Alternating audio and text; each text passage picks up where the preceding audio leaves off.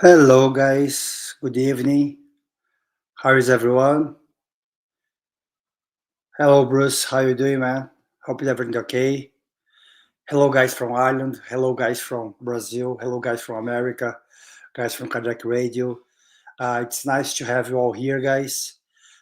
Just to make sure, guys, can anyone say to me if my sound is working fine, please? Just to make sure that it's working. Let me do a test here. Okay. Hello, guys.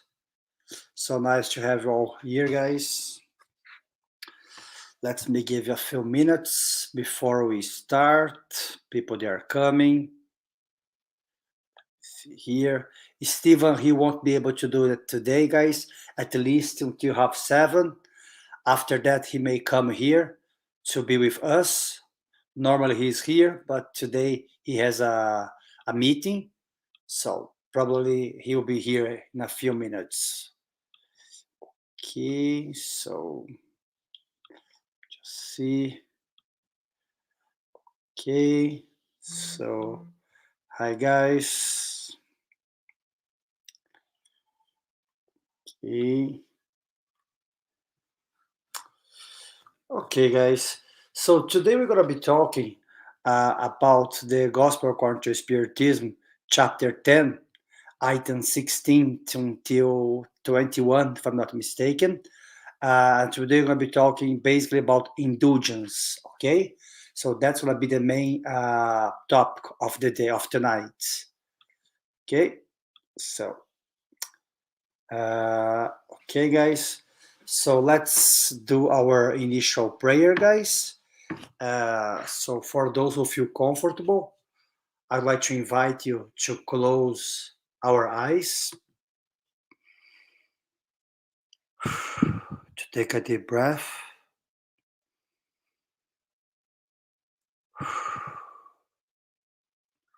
We'd like to thank God for our lives. We'd like to thank the good spirits for the presence and for the support which has been given to the Spirit Society of Ireland for over 10 years here in Ireland.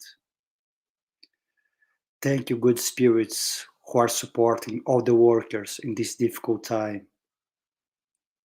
All the workers who are fighting against COVID, and all the workers also who are spreading Spiritism or any good news which is able to make the other's life a bit easier, to calm their troubles, and also to bring to them hope and help to keep going in this difficult time. We know that things are getting easier regarding to the coronavirus, but let's not forget that we should keep trying to protect ourselves with masks, social distance, and so on. So let's be conscious about our part in this situation, and let's do our best to keep improving it. Would like to invite everyone and the good spirits to participate here tonight. Thank God, and so be it. Okay, we have Patrocinio here. Hi, Patrocinio. Good evening, man. Nice to have you here. Okay, guys. So, as I said, Steven won't be here with us at least for the next 30 minutes. So, here today, we're going to be talking about indulgence. Okay? And here in the Gospel according to Spiritism, the spirits, they try to help us to understand this word, this meaning, which is so powerful to us, okay? But they say to us that basically indulgence is not to be seen the effect of the others. Yes, even if the others, they are making things that we do not agree, they are taking actions. The spirits are saying to us that we shouldn't be looking at their actions, even if they are wrong, and be judging them. Of course,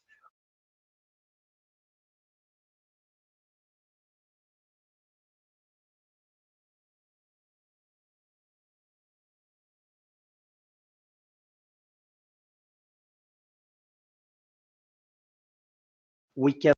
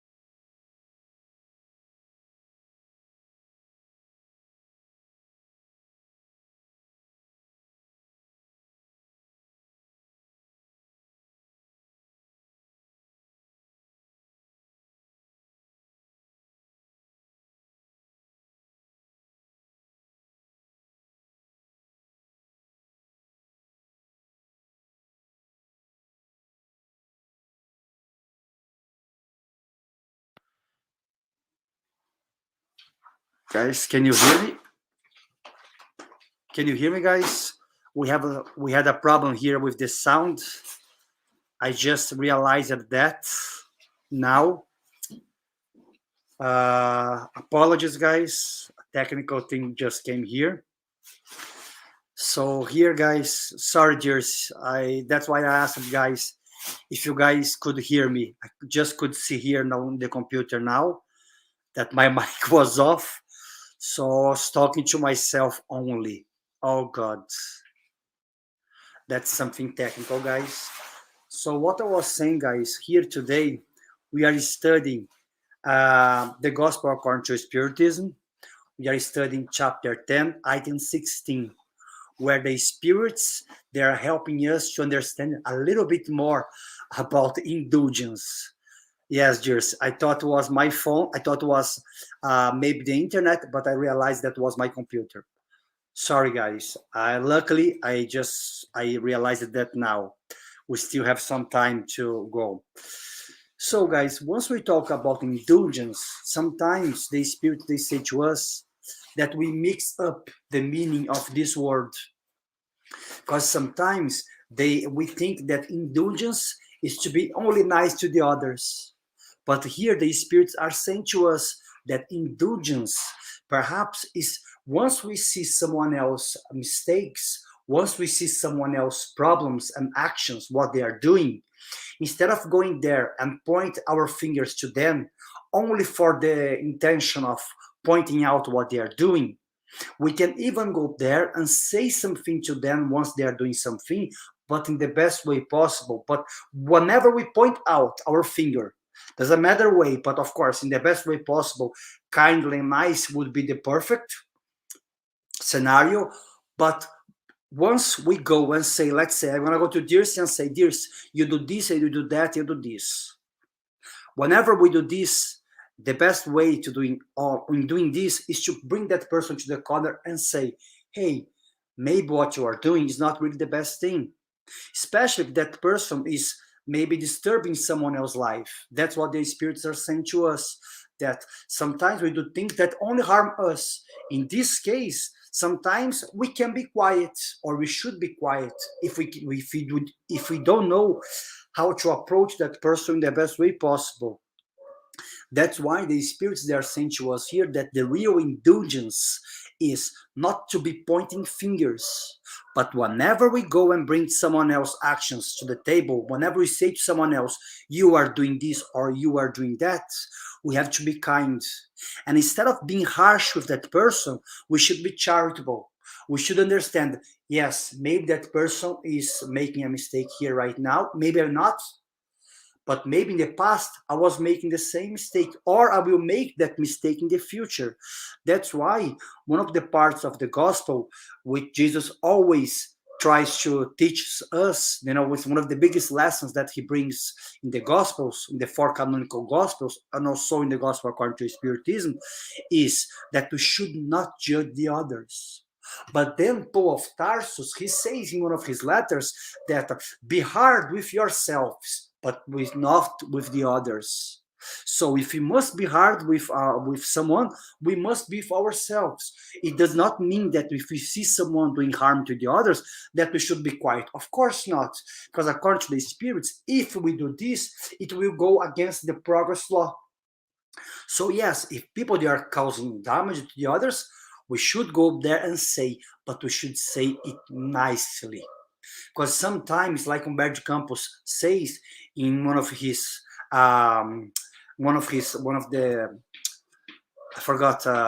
parts that he psychographed through Chico Xavier, that sometimes we use the truth as a weapon. Like Peter used to do that. Peter used to be a very harsh man. So he thought that because he was being honest, he could say whatever he wanted to say. And the spirits are saying to us, that's not indulgence. What Peter did sometimes, and Paul did sometimes also, it was not indulgence, but they were learning, like we are learning. Of course, now they learned their lesson. We are still learning our lesson. But the spirits are saying to us, be kind with the others, even when you must point your fingers to them, when you have to correct them. even though we must be nice with the others, and we should only be harsh with ourselves. So let's do let's say here that if I'm gonna point something to Stevan, to whoever I want to point their mistakes, instead of going there and start shouting, I should be kind with them. And whenever I have to reproach something, I should only be harsh with myself. So instead of looking at them, let me look at me. What am I doing? What am I doing in my private life that I'm not really paying attention?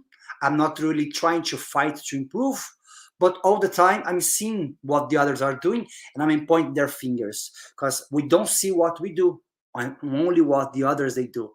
That's the most common thing, and that's what the spirits are saying to us. Be careful. That's not indulgence. Okay, so that's why he says here, whenever you criticize, what conclusion should one derive from your words? That you who reproach do not practice what you condemn, and that you are more worth than the good part. So they are saying to us, sometimes we criticize the others, but what should we understand from our words? What should we conclude from what we are saying? That we think that we are better than the others. Because once we are criticizing, once we are reproaching the others, we put ourselves in a position that we think we are better than them, we know more than them, and we have the right, the moral right to say, you are wrong, I am right. But if we really open our mind and our hearts, we will understand that perhaps what that person does, we do that also. But in that moment, we are not doing. So we think we have the power to say, you are the wrong one and I'm the correct. Because at that moment, you are not doing. But you may do that tomorrow, or you may do that after. Sorry, guys, for the sound here behind. If you guys have any questions, guys, please let us know. As we said here today, we are studying the Gospel according to Spiritism from item 16, okay? And here on item 17, the spirit of Jean, a bishop of Bordeaux, he says to us here, forgive our offenses as we forgive those who are offended us. Remember, guys, that's a part in the prayer of the Holy Father. That is a part which Jesus has taught to us. But once we understand the meaning of these words, forgive our offenses as we forgive those who have offended us, we will understand. Once we understand the value of these words, we will really, in fact, understand that we are no better position than anyone else. That's why we shouldn't judge the others. That's why most of the time, once we think, oh, I should forgive someone else, because you think you are in this position, perhaps think twice, because most of the time we are the ones who need forgiveness for the actions that we do. Or is there anyone here who does not do any wrong action in their daily life? Is there anyone here who sometimes does not use their knowledge and words to hurt someone, even without intention, even without realizing they are doing this? So many people, they think, as we said before, I'm only saying the truth. If the truth hurts, that's not my problem. But once we think about this part here of the Holy Father, the prayer, forgive our offenses as we forgive those who have offended us. So in order to God to forgive us, we must do our parts. If we want to receive forgiveness, we must give forgiveness. That's one of the main teachings which the spirits are bringing here to us in this part of the gospel. That's why he's talking about indulgence, okay? And here, sometimes we think that once I'm going to be here, Bruce Ness said to us, may I paraphrase the Christian Bible? Before taking the speck out of your neighbor's eyes, take the beam out of their own eye. Thank you, Bruce. That's what I was trying to remember. I was trying to translate it here. Yes, Bruce is correct. That's what this chapter is about. It's a matter of, instead of seeing what the others they do, let's see what I do.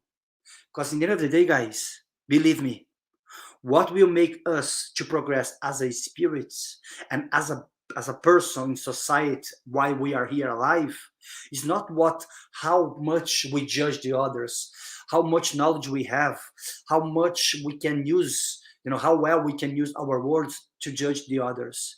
Is the good that we do.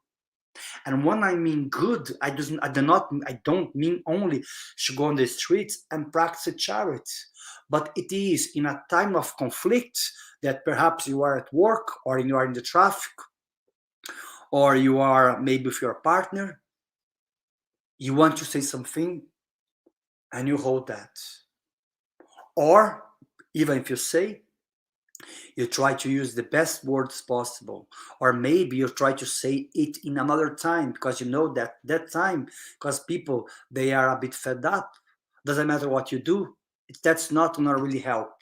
So here we have to understand that it's the only way that we're going to be progressing, is to being able to forgive the others, to be kind with the others, and at the same time, instead of putting all our energies to judge the others, we put that energy to improve ourselves.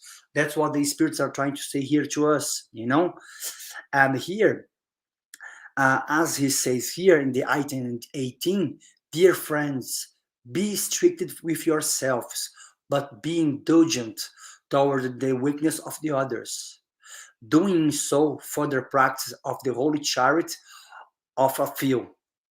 So he's saying to us that once we do this, once we are restricted with ourselves and indulgence of the others, we are doing something that only a few people they do. And that's why it's so difficult, guys. I'm not saying here that I do that all the time. I'm not saying here that all spiritists, they do that. No, we don't. No, I don't. But once we have this knowledge with the gospel according to Spiritism bring to us, at least we have some clarity, we have some knowledge, and we can try to reflect ourselves in what we do and what we say. That's why reflection, according to philosophy, it's a great tool for us to improve ourselves. That's why we should try to reflect on what we are doing and what we are saying. Otherwise, we start to be in the automatic mode. We keep repeating things, we don't stop. And then we're going to be judging, we're going to be pointing fingers, we're going to be thinking that we have the right to say whatever we want to the others, we're going to be thinking that we are better than the others, and we're going to find ourselves in a position of superiority. That's why we must reflect in these words that we're trying here to bring. That's why I encourage everyone to read the Gospel according to Spiritism, this part here, chapter 10. I encourage you guys to study, not only read the entire chapter, but tonight we are studying from item 16 to try to understand what really indulgence means. Not according to me, but according to Spiritism. I'm bringing my ideas here using the Gospel according to Spiritism to be able to explain a little bit. Because sometimes when someone explains to us, we grasp things a bit better. But let's see here what the spirits they say. They keep going. They say here in item 18, paragraph 2, all of you have a burden that is heavier or less heavy, but which you must get rid of in order to scale to the peak of the mountain of progress. Then, why are you so sin towards the neighbor, yet so blind regarding yourselves? Look how beautiful it is. He's saying to us that we all have something to improve. We say this, some people, they said that in the Spiritist movement, that we all have an Achilles heel. We have some weak spot in our personality, in our spirit, that we must improve. But if we all have this burden to carry, if we all have to improve something which is really important in our existence, as he say here, why are we wasting time seeing what the others they do? Why are we wasting our energy and our resources to be judging the others?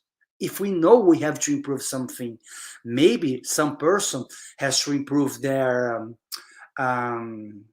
their vengeance. Some people, they have to learn how to forgive more. Some people, they have to learn how to be more charitable. Some people, they have to learn how to live less, not to live less a material life, but to don't really be a slave of material things. We all need material things here for sure. We need house, we need money, we need mobile phone nowadays. But sometimes someone perhaps need to leave these things off and to understand more their spirituality. That's what we are trying to say here. That's why they say here to us, you know, when you stop seeing the speck in your brother's eyes, sister, while noticing the plank that blinds you and causes you to grow and don't fall. When you're going to be start doing this, when you're going to be stopping, as here Bruce said, when you're going to be stopping to be seeing what the others are doing and only seeing what we are doing. But once we start to be seeing these things, guys, the spirits, they say to us here, believe in the spirit, friends, believe, my friends, believe in the spirits, they are saying to us. Because once we start to realize, once we start to do this movement in order to pay more attention to our own actions, we start to, our vibration starts to get tuned in the air, in the universe. So we start to attract good spirits towards us. So he's basically saying here to us what André Luiz says, that whenever our vibration is in only judging the others and only paying attention to what the others do, we're not going to be able to really vibrate with good spirits. So if you want to be, some people, they come to me and say, Wanderley, but I'm no medium. I cannot see anything. I cannot hear anything. I don't even dream with anyone, with anything. But once you start to talk to that person, you start to see that that person is not really bringing its energy, his or her energy towards spirituality. It's only bring to materiality, to sex, to all things that can damage our spirits. Alcohol, drugs, again, we are not here to judge, but we are talking about the excessivity of using this substance I'm mentioning here. But or the person is only caring about work or about money or about become someone more and more rich in society. Once we are tuned into these things only, as I said, we all need to have these experiences here, okay? We all need to experience social life. We all need to experience love, sex. If you guys want to drink a little bit, there is no problem. We do not judge here. But what the Spiritism is saying to us here, and that Luis says to us, that once we, everything which I mentioned here, we go excessively on these things, it's really hard for us to vibrate with good spirits. That's why these spirits are sent to us. If you really want us to be in your life, to be in your presence, believing in us. But to believe in us is not only enough. We have to vibrate in their vibration. That's why sometimes when people, they come to me and say, Wanderley, but how can I start, feeling good vibrations for the spirits? Start doing the gospel at home. Start trying to listen to a good music, to a good, try to read to a good book. All these things, instead of saying bad words, use good words. As we said right at the beginning, instead of pointing fingers to the other, don't do it. Hold yourself. Even if you can't, bite your finger. If you can't, bite. Be hard with yourself, but don't say. Even if you are thinking on what that person is doing, André Luiz explains to us that to be thinking about something bad and not acting, and not practicing that bad thing that we are thinking, for us in the level that we are, is a progress already. That's why sometimes we say, Wanderley, but I'm thinking that, like Jesus said in the Bible, that for those who commit adultery in mind, for those who are looking at the other's woman, they are committing adultery in their mind already. Of course, that's a metaphor, but let's think like this. What Jesus said is the perfect. But we, in this stage that we are, if we are just thinking and not acting anymore, for us, it's a progress. That's why the spirits, they say, you want to feel our presence? Do your part. We are not puppets here. We have to do, our side. Have to do our practice. We have to do our part also in this connection. as he says here, Bruce says to us, and I agree, a quote from Dalai Lama, everyone is your teacher. Yes, Peter, I agree with you. Everyone is our teacher. And we are a teacher of everyone also. We all can learn something with each other. But what we were saying here also, Bruce, sorry, not Peter. Sorry, I was thinking about Peter, the apostle, guys. Sorry, Bruce. So what we are trying, I agree with Bruce here. But like Peter, he used to use his knowledge to hurt the others, because he heard from Jesus' mouth the words that we see in the Bible nowadays. He was there. So he used to go there and judge the others, point fingers to the other. So yes, everyone is your teacher. We are a teacher of everyone. But the way that we try to pass this knowledge is what matters here. And here, the Spirit says to us here in the end of item 18. Here, what is it? Okay.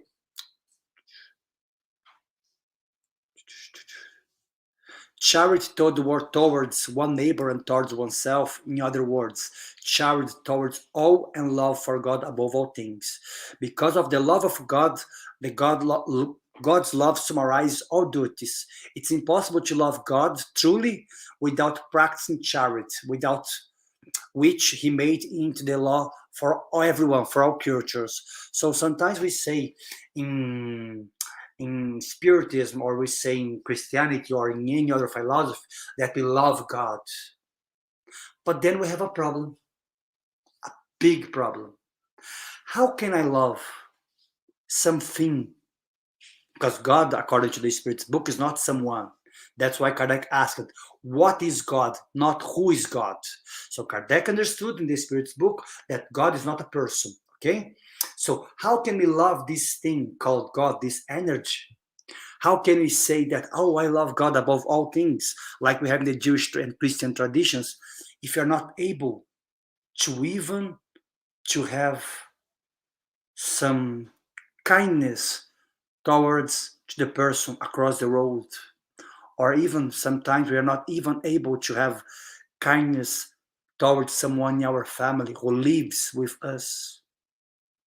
But we go to the Spirit Center on Sunday, or go to the church, to the mosque, to the terreiro.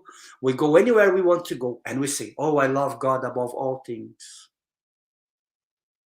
But we are not able to have tolerance to someone beside us. That's why the spirits, they say to us that the real charity here, the teachings of that the spirit of Dufetre, I'm not sure if I'm pronouncing properly, Bishop of Nevers in France, sorry for my French, guys, he's saying to us that the teachings of God summarize in charity, but charity is to be nice to the others. So how come can we be nice to the others? How come can we say that we love God if you're not able to be nice to the others? So we have a problem here. That's why instead of go and say, oh, I love God, try to have empathy to the others around us. That's what they are trying to say to us. We should have charity. We should practice charity towards the others, towards those ones who are surrounding us, not only once we're in the church. Some people, they give money to the church. There is no problem. We're not criticizing this here. Or some people, they do whatever they can do in the Spirit Center on Sunday or whatever day they go. But out of there, they don't care about anyone who they see in the streets. And according to the spirits here, that's not my words, that's not really charity. And that does not really fails into God's love. Because God's love, it's love to everyone else. Sorry, guys. So if you guys have any questions, guys, please feel free. Again, thanks for everyone to be here with us tonight. And we're here in this part of the gospel here now on chapter 10. We have some questions which the spirits, they bring to us, some questions which Kardec asks the spirits. And Kardec asks in item 19, since no one is perfect, does it follow that one has the right to reprehend one neighbors? So we are not perfect. Okay, no one here is perfect. We agree on that, I believe. I hope so. But we have the right if we are not perfect, to go and reprehend the others, and the spirits are clear, guys. Of course not. Since each one of us must labor for the progress of all, especially those who are tutelage and has been entrusted to you. So he's saying to us that, of course, we don't have this right, since we have to work to the progress of each one of us. So we have to work together. It's not only for myself first, of course, but once I'm helping myself, automatically I'm helping the others, because the others, they're going to see my action. That's why Jesus said to us in the gospel that we must be like a light, like a lamp. Allow your light to shine. Once we allow our light to shine, once we start correcting ourselves, people, they're going to see us. They're going to see, wow, Dirce, she's doing that. Wow, I'm going to follow her steps, perhaps. Maybe if I'm not able to follow yet, I'm going to ask her, Dirce, how can I do it? Not because of her words, but because of her actions.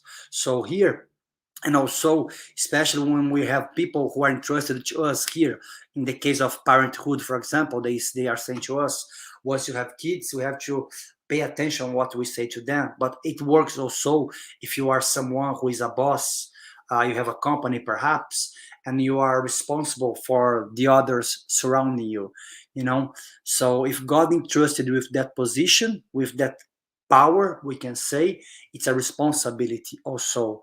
That's why here we shouldn't really reprehend the others, you know. But if we do, we should be careful. And he says here, but you must reprehend others with moderation and a useful purpose. That's what we are saying. If you must reprehend someone, we should do that with moderation and a useful purpose, and not only for the sake of reprehending, to say, you see, you are wrong. No, that's not a really for useful purpose. And sometimes, as it says here, we have the pleasure of only degrading someone, and that's not really nice.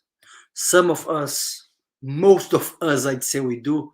Once we see someone doing something, we go there and say, you see what he's doing? He's doing that, or he is acting like this. And as we said right in the beginning, sometimes we do this also. But for us, we close our mouth. We be quiet. We're gonna be, only seeing what the others are doing, even if we are doing that all the time also. Why? Because I'm not in this spot. I rather to put someone else in this spot. You know what I mean, guys? And here we have also here in item 20, when the Spirit Kardec asks us, would it be reprehensible to observe others' imperfections when it does not result in a benefit for them, and when one does not divulge them? So he's saying to us basically, is that okay if we try to correct someone else's imperfection, if it's going to be good for them, and once we are not really showing to everyone else what that person is doing? And he says here, everything depends on the intents. Of course, one is forbidden from seeing evil where there is evil. So we cannot really we cannot say to ourselves that we're not seeing what is wrong there, because it's wrong. That's why he says here, one cannot forbid to be seeing evil if there is evil there. So if there is something wrong, sometimes we shouldn't be quiet. But once we go there and say to that person, as we said before, we must be kind. If we can, we bring that person to the corner and say, hey, what you are doing is not really nice. Maybe it's just a maybe, big maybe. Maybe you should try to do this way here. Or do you need some help? That's what we do a lot in companies. Instead of pointing fingers, before it used to be different. But nowadays, in a company, if someone is doing something bad, you go there to that person and say, hey, Wanderley, do you need some help? Because what you are doing is not really what we are looking for. Is there any way we can help you? But once you are doing this, maybe the other one is going to listen to you, because you are bringing to them some suggestions. You are being kind and nice with them. But my question is, why do we do that at work and why don't we do it in our personal lives? or even at home sometimes. Instead of going using this ease approach, this non-violent approach, we go there and we start to go and we start to, really using the knowledge that we have as a sword, as a weapon. And that's what the Spirit are saying to us here, that we shouldn't do it. We have Stevan here, guys. Hello, my friends. I'm late. I cannot hear you. No. I had a sound problem before also. I hope you don't have this problem. Okay, now I can hear you. Yeah. Can you hear me now? Yep, all good. Okay.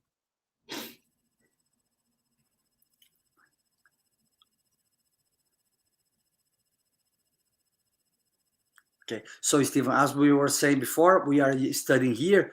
We were talking right now about item 20. Would you like to add anything from the top of this, or from this part that we No, were? keep going, because I need to. No. I would say, let me check here. The only thing I want to add in relation to the item 20 is,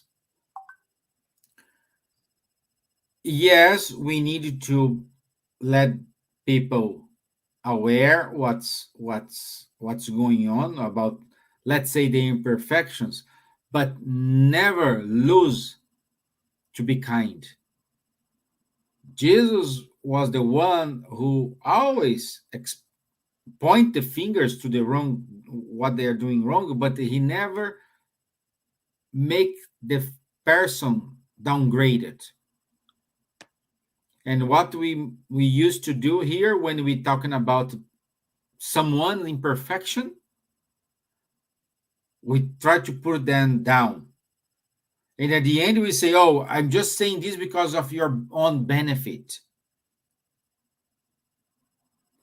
So, yes, we are doing this for their own benefit, but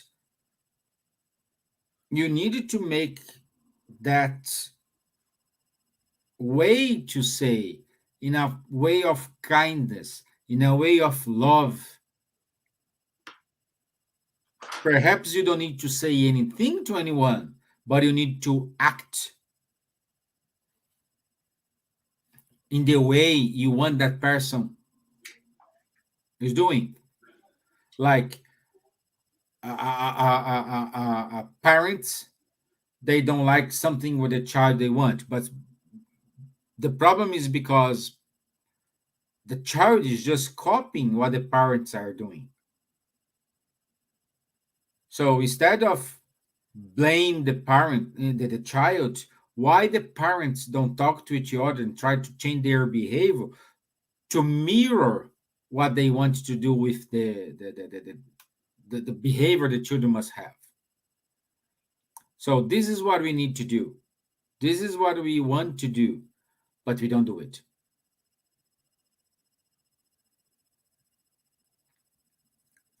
But we don't do it. No, I have to laugh here. Your screen is out and a Samantha picture happening here. I don't hear you. I don't listen. You're in the mute. I realized that. I have no idea why Samantha's picture is here. I'm not Samantha. I saw it, but it's Samantha. It's Wanderley or Samantha here. Oops, here, but Samantha again. I have no idea.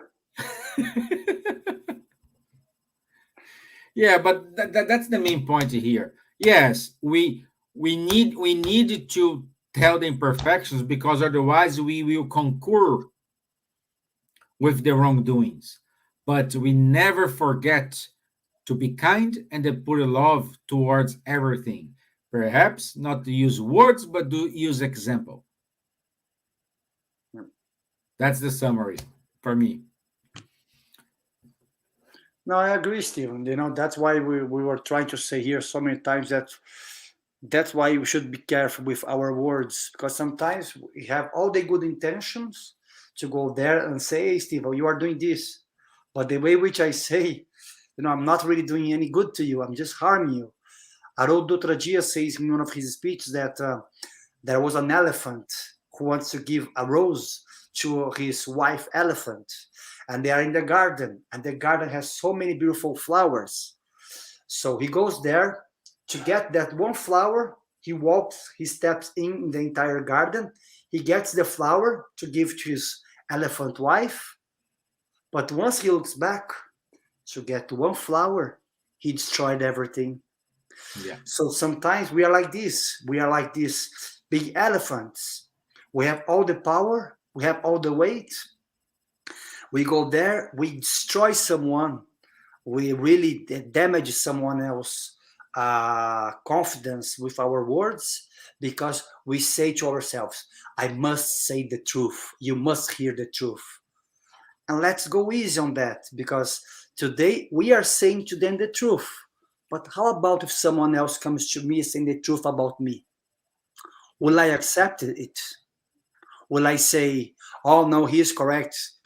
Oh, so nice you are. Thank you for destroying my day, and say how bad I am. No. In Or to put general, me down, like you can even put someone down and they kill himself. that's it. Yes, we see these cases. We see Humberto de Campos saying this, that so many cases in the 19th, the 17th, 18th century, where people, they used to go there and they used to say so many things to them, and that maybe young person wasn't really with their psychological quite strong, and that person committed suicide. And once it happens, because you said such and such things to that person, you become responsible. Even if once you go to the spiritual world, you say, but I never did anything. But what you said had so much power on that life's person that, as Stevan said, maybe that person committed suicide. Or maybe that person didn't commit suicide, but maybe that person, once that person goes home, because let's say a situation where you cross someone on the street with your car, you go there, even if that person was wrong, you say everything you want to say because that person was wrong. In a way, you have the right, okay? That's why I'm doing like this with commas, and that person accepts. But once that person goes home, that person fights with their partner, and then you are in a situation where you create a huge impact in that person's life because of something which happened in the traffic, even if you have the right to say that person was wrong. So then you cannot say, but I didn't do anything. I have no relation with their fight at home. You do, because your words were so powerful that took that person from its level of stability. That person was unbalanced because of your words. That's why our words have so much power. That's why they say here, what is it?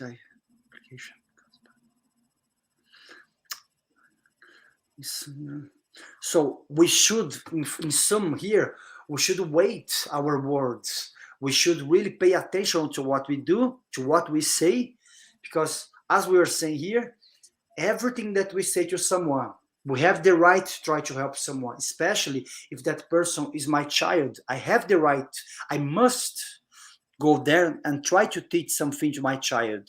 However, even if as a parent, you have to be careful, because so many parents, Stevan, he's a parent, he has two wonderful daughters. Imagine if Stevan goes now to Teteia or to Leah and say, you shouldn't do this in a really bad way, even if he wants only to correct them and to help them. But maybe in the way that he says, he's going to be traumatizing them. Then in 10 and 15 years' time, they are looking for psychologists for help because their father, said something really nasty to them. Do you know what I mean, guys? So sometimes as a parent, we say something to our children, we don't realize we are causing more harm to them than good. Mm-hmm. That's why, the words they have, that's why everyone says the words, they have power, and they do. Yeah. Really strong power. This make me to remind a story from Pablo Picasso, because when Pablo was a child and he showed his painting to his dad put him down, oh, this is just scratches, don't do it, oh, you are nothing, all these things, And his mom did the opposite. His mom saying, "Oh, this is wonderful. You are master. You are very good. You are this." And she always incentivized him to keep drawing, keep drawing, keep drawing, keep drawing. And then he became Pablo Picasso. Okay. So we saw one parent putting down, another one putting up. But the problem is his mom inflated his ego so badly because he had several marriages, and one of the marriages is saying when he was that wife was leaving him, and they are fighting, and he screamed on the street, "Nobody leaves Pablo Picasso." So we that's why what Wanderley said, we need a balance. Inflate too much, cause damage. Do not help, do not criticize, cause damage as well. So that we need to be in between. That's why the example, yeah, Stevan. Once we use the example, like St. Francis used to say, whenever, if you really must, and only in the last case possible, you should use words to explain the gospel. Because in fact, we should use examples only. So we should only verbalize things once there is no way the example can show that person. But he says to us, the example is the way to teach you to teach someone. And most of us, we don't want to do it. Because to give a good example is really hard. Oh yeah. It's easy to point the finger, say, "Hey, Yes. Wanderley." No, Steven, to come here in a spirit in a live and to say good things and to be reading, that's really easy. But how can I give my example outside of this 1 hour that we have here every Tuesday and every Thursday on Sundays? How can someone see myself walking around Dublin and say, Wanderley, okay, he's not perfect like anyone else. He has a lot of problems, in fact, but at least he's trying through his examples. How can I act instead of someone looking at me and say, he's trying at least, or he's just looking at me, he just does that on the lives or on Sundays, Because sometimes we do that, guys. We go to our friends, we go to someone, we say good words, nice words, Chico Xavier, Kardec, and blah, blah, blah, Jesus. But what we do in our daily lives, nothing even close to his teachings. Then we have a problem because perhaps Jersey, Bruce, the guys from America, we have Patrocinio, everyone, whoever who's listening to us, Nate, everyone here, they are putting in practice what we do. But we are not. We are just using words. Just saying words. And that's the danger for everyone who works in any religious or philosophical movement. When you are a good talker, but you don't put anything in practice. That's where the danger lives. That's why the spirits, they call us not to say good words, but they call us to actions, to act. If no one has never heard about Kardec or has never heard about Jesus or any good spirit who came to earth, but they are practicing good, guys, they are here. And if we know the entire Spirit's book or the entire Bible, we are here. Because they have the sabedoria, Stevan, the wisdom, the knowledge and the wisdom, not to say words, but to live what they believe, even without knowing what they believe. But some people like us, we need the knowledge, we need the book, but we don't put in practice. So that's a quick reminder that we should say to each one of us here, Stevan. But go ahead, sorry. No, that's it. That's it. We needed to, as you said, we needed to act like some Francis said. No, we needed to act instead of say something. You want to improve someone? Improve yourself. Be an example. Very true. Yeah.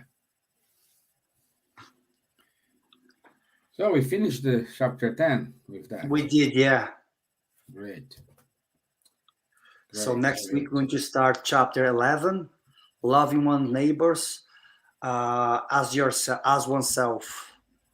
We're going to be starting that next week.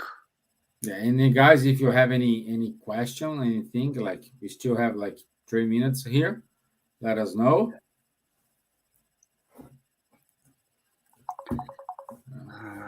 And for those who doesn't know, guys, we do these lives every Tuesday and every Thursday at 7:15 Dublin time, and also 11:15 Dublin time on Sundays. Okay? Yeah. Tuesdays.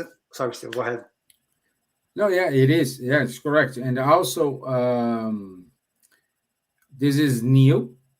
Probably in 2 or 3 weeks, we will open our healing meeting to everyone who wants to join, and we will have a kind of virtual healing.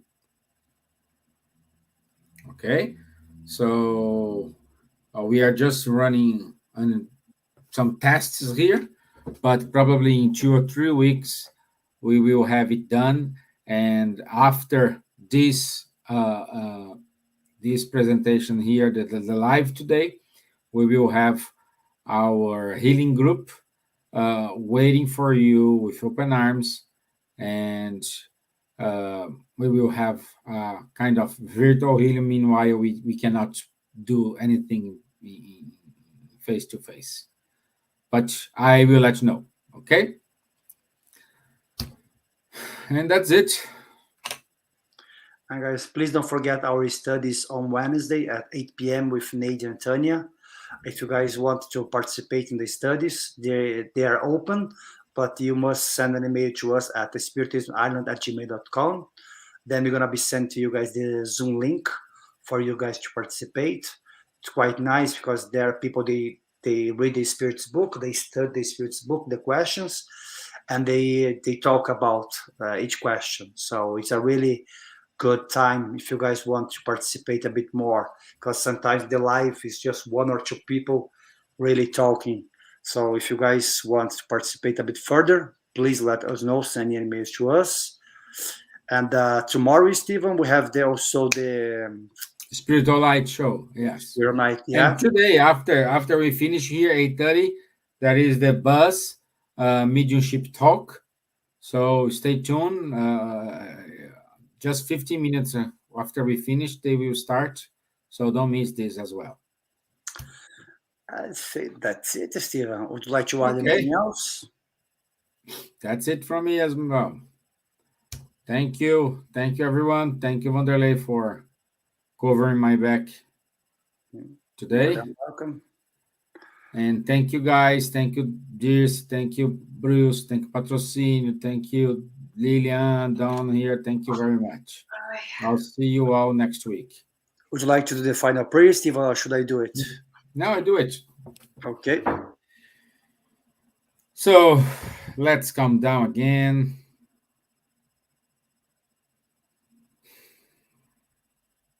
Connect our thoughts with superior spirits, with our mentors. Ask them to enlighten ourselves, our family, our house, our friends, and together pray for those we don't know, those who are suffering in the hospitals, at home, on the streets.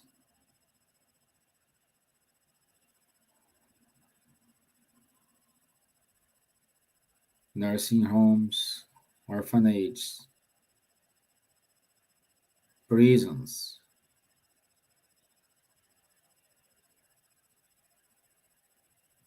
Let's pray for them and ask for the good spirits. Support them in whatever they are passing by, in whatever they need to learn. They need to redeem themselves, or they need to believe in themselves. May this prayer awake them for a bright future. So be it. Amen. Okay, look. Thank you all. Enjoy your rest of day. And I'll see you on Thursday and tomorrow with the spiritual lights. Thank you. Bye-bye. You guys.